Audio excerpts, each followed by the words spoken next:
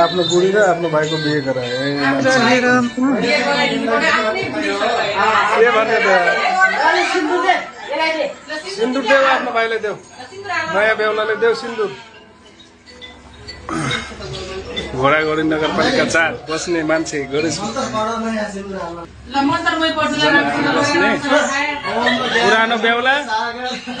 उसको आफ्नै भाइ नयाँ बेहुला आफ्नै भाउजूले लिएर टाक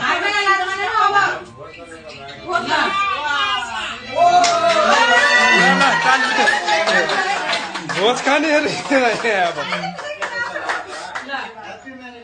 ल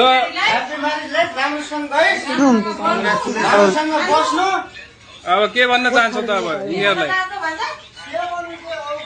राम्रोसँग खुसीले बस भन्ने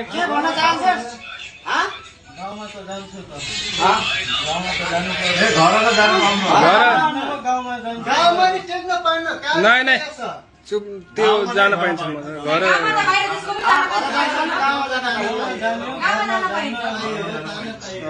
अनि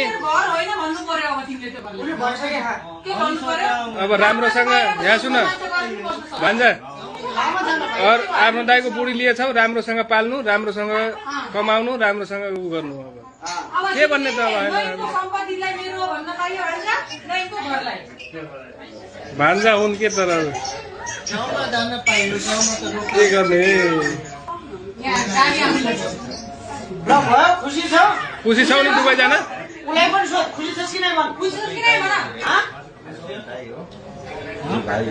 खुसी आटो किन भान्जी बटाल्यौ अनि भान्जी तिमीले पनि अब राम्रोसँग यो गर्दै बचाएर खानु पर्यो